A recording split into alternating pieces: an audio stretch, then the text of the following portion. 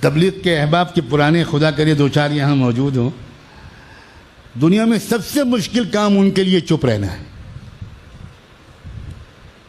اب تو جب میں نے سولی پہ چڑھ ہی گیا ہوں تو پھر اب کیا خطرہ ہے.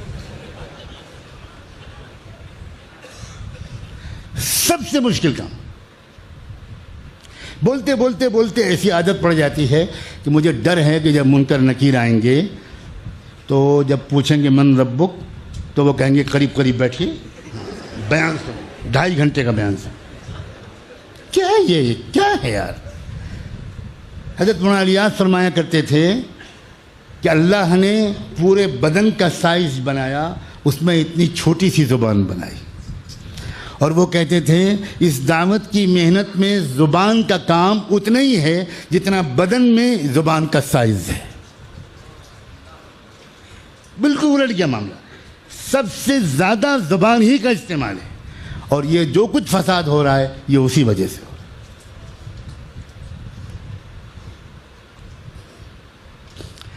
تبلیغ کا ساتھی کارگزاری سنائے بغیر واپس نہیں آ سکتا. اس کو خوب سمجھا کہ بھائی جو آپ اللہ والوں کے پاس جا رہے ہو, بزرگوں کے پاس دعا کے لیے جانا, دعا کی درخواست کرنا, ادب سے بیٹھنا. وہ 5 منٹ ادب سے بیٹھے گا, اب پیٹ میں گڑگڑ گڑگڑ شروع, گڑگڑ گڑگڑ گڑگڑ گڑگڑ. اب بے چین ہے کہ یار یہ کیا ہے, یہ چپ بیٹھے رہو. وہ حضرت ذرا دعا فرمائیے گا. جی انشاءاللہ حضرت ماشاء اللہ جماعتیں خوب کام کر رہی ہیں, ماشاء اللہ ہماری جماعت وہاں گئی. لو ہماری جماعت وہاں گئی تھی, اب شروع ہو گیا, اب شروع ہو گیا, اب بیان سنیں گے وہ حضرت. جی جی جی جی جی ماشاء اللہ ماشاء اللہ, جی اللہ قبول فرمائے. اب اللہ قبول فرمائے انہوں نے اس لیے کہا تھا کہ بھائی بس کرو بھائی. وہ کہا حضرت وہ امریکہ کی جماعت کی کارگزاری آئی تھی ابھی اورنگ آباد کے اجتماع میں, وہ ابھی فلاں وہ جاپان میں یہ ہوا فلاں. استغفر اللہ, کیا ہے بھائی. میں بہت درد کے ساتھ کہہ رہا ہوں بھائی, میں نے 40 سال کام میں وقت لگایا ہے, پلا ہوں اسی میں. ہم نے کبھی نہیں دیکھا اس طرح بولتے ہو, کبھی نہیں دیکھا. خاموش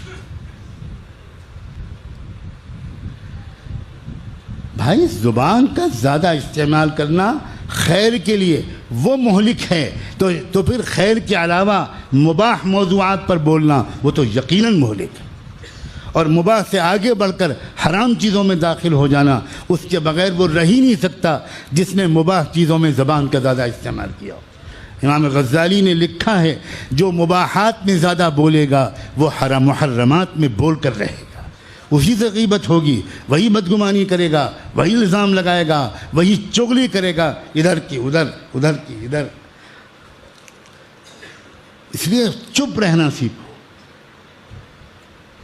خاموش رہنا سیکھو, سوچنا سیکھو, غور کرنا, تدبر کرنا, بہت دیر سوچنا کسی موضوع پر. یہ سب عادتیں چھن جاتی ہیں ان لوگوں سے جن کے اندر زیادہ بولنے کی عادت ہے.